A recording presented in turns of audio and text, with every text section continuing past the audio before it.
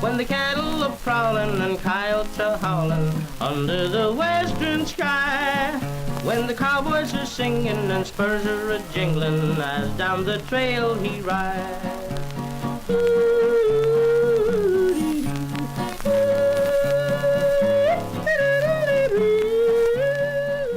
From infancy to newborn all the way to death, you know, I saw them all in family practice. And in the VA, it was, you know, strictly the veterans that had were in there for mental illness, a lot of bipolar and schizophrenia. And that was actually more of everything. It was not just mental health, but people came to the emergency room or urgent care for all kinds of medical conditions.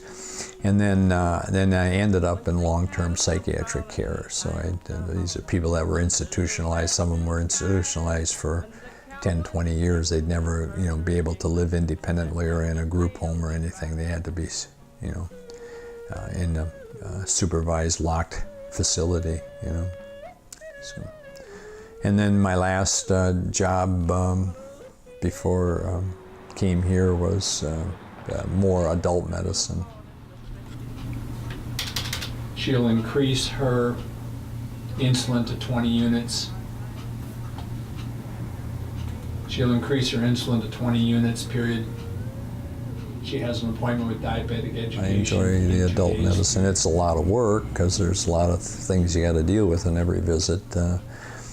So it's not like a well child check where, you know, you just bounce through it and give them their immunizations and they're out the door. But here you got multiple things going on. Usually you got, you know, high blood pressure, you got diabetes, you got cholesterol, you got maybe a previous cancer, or you're working up some illness of anemia or something. And so there's always something going on, and a multitude of past medical history and ongoing problems that you gotta all work with. So I come about 6 o'clock in the morning. I start my chart work, reviewing my lab results, any patient calls from the day before that I didn't address, renewing medications, and then I look at my schedule for the day. And so then I start seeing my patients at 8 o'clock in the morning. So what are the differences you've noticed between a physician's assistant taking care of you and a doctor or an MD taking care of you? It's easier to get to a specialist. That's what I was going to say. It's more like you're dealing with someone at your own. You can understand what they're saying. They're comfortable around. They seem more happier, and they talk with us. He doesn't hand out. I used to go like to the emergency room when I needed to see a doctor, because I was on the road. I was on a truck. I ran cross country, and you go into a doctor, and the first thing the doctor would say at the emergency room is, "What kind of pain pill do you want?" Mm-hmm. You'll never get me to say a bad word about a PA. Nope. It ain't gonna happen. They will save your life. What are the benefits of working with PAs? Well, the benefits in this town is that there's more people that get to be seen by someone who has medical training, which we have a desperate need of. There's not enough physicians around here, and we have very well-trained PAs and nurse practitioners that help accomplish what we need to do with people here. So that's the benefit. Many practices hire PAs because it has a real good financial benefit. I mean, you tend to make money off of them, but that's not the arrangement here where I work. It's at best neutral because there is supervision involved and things like that. And there are a few procedures that I do that he doesn't do that might come here. Yeah, I'm not a real procedure person. until I train him to do those. And he doesn't. I don't like it.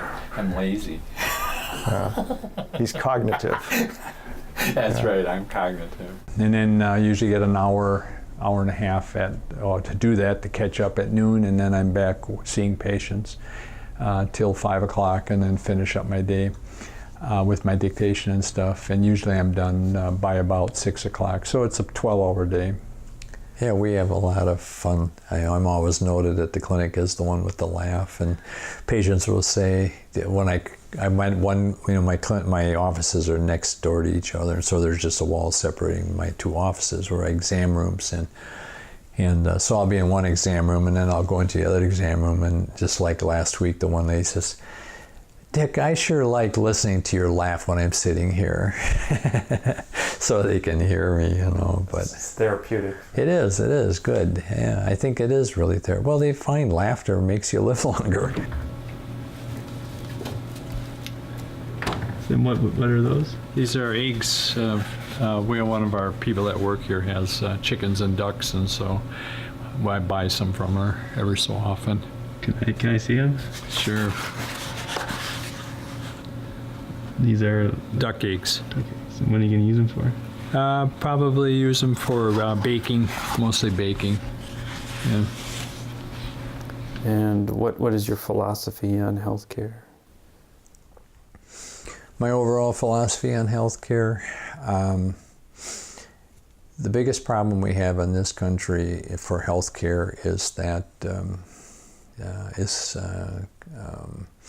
capitalism is good because it instills research, cutting edge. People want to get ahead. They want to make a buck on something new that they develop. But the trouble is there's a lot of waste in healthcare of how people develop things that are marginal or not helpful at all, but yet things can be twisted and turned and make it look like they are helpful and beneficial, and they really are not that much more beneficial. I give the example of diabetes, how we have all these things to treat diabetes with, and I rarely use any medications beyond the basic oral medicines that have been out there, and I'll add some insulin sometimes, or combinations of some of the old insulins, and I can get A1Cs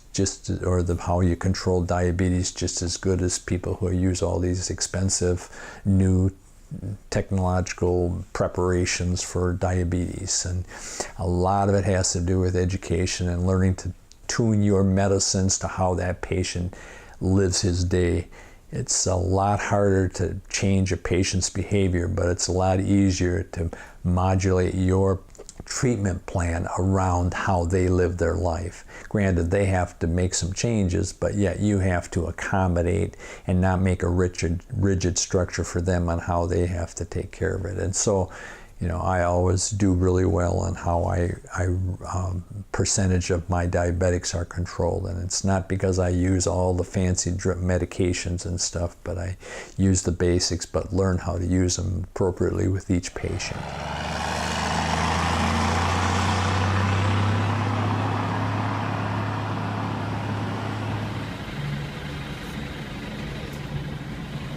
You got a busy day today. Yeah. What are they hauling? Silence. Oh, silage.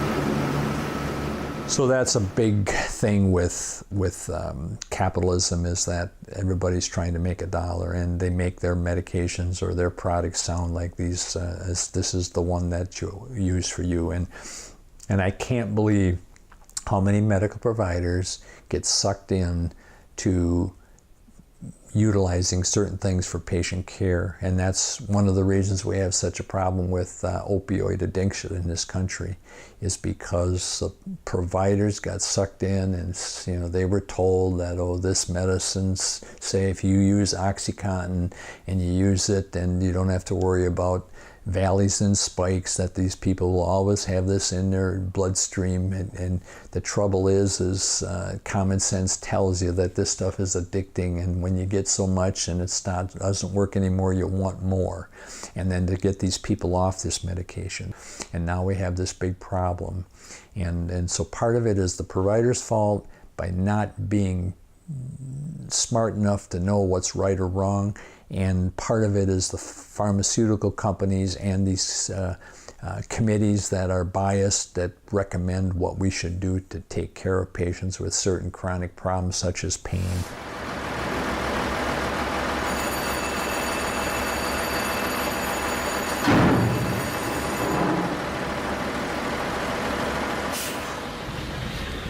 Do you have a specific case where someone has gotten addicted to opioids? Or? Oh yeah, I mean, I got a lady whose son who had his knee surgery, and that he got these pain pills for his knee, got addicted to them, and ended up addicted to OxyContin, and ended up overdosing and killing himself. He was 20-some years old.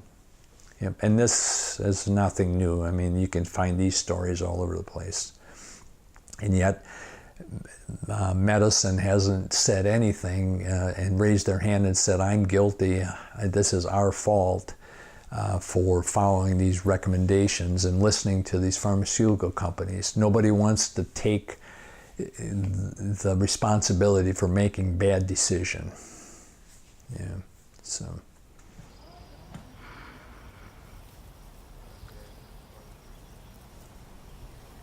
So if you hadn't become a PA, what would you be doing now?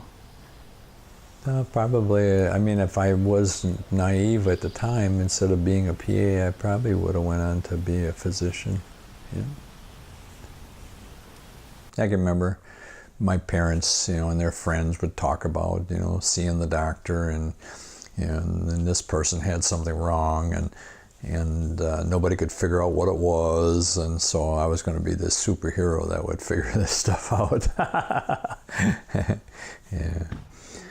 And so then during the Vietnam War, my draft number was 110 or something like that, and so I thought, well, I don't want to be drafted, and so then I tested and put in for a air corpsman, a medical corpsman, and I was stationed in Japan at the time, and my dad was a dairy farmer, and then he ended up having a major heart attack, and he didn't get well quickly, and ended up to having pacemaker and bypass, and so then I put in for a hardship discharge because of his health, and so then that's when I started going back to school full time. And then I with my younger brother, who was still in high school, we ran the farm, And so then, I abandoned my want to go to medical school, and I went to PA program instead.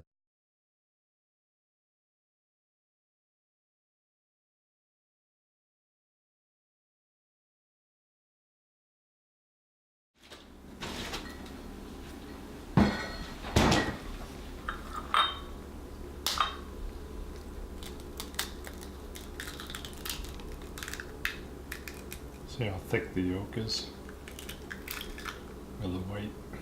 So it's really got to be beat. When I first started in this business, I didn't know for sure if the whole entity of a physician's assistant would continue. There were times when I thought it was not going to last. It was going to, be absorbed, and we'll go on like we were before. But I think one of the reasons it did last is because we were economically a feasible solution for the healthcare industry. We can deliver medication or medical care, a high quality medical care, and we can do it cheaper than the traditional way we delivered medical care. And a lot of the things that can be delivered through medical care, you don't need a physician to do it. It can be done by mid-levels, and I think that's part of why we've existed. A little thick on the meat.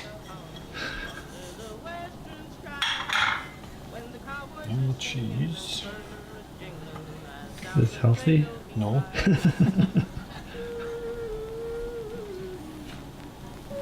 Nobody knows. Enjoy my work. That's why I'm still in it. And at my age, that I still go to work every day and enjoy it is because, yeah, I feel like it's worthwhile, and I like to listen to people's problems and try to give them some direction so that they do have a healthy, long life, and it pays off. There's always those times when people come back and appreciate what you did for them, or sometimes you don't even know what you did for people and they come back and say, you know, you remember, and you don't even remember telling them that or giving them that advice, and they come back later and thank you for that, you know.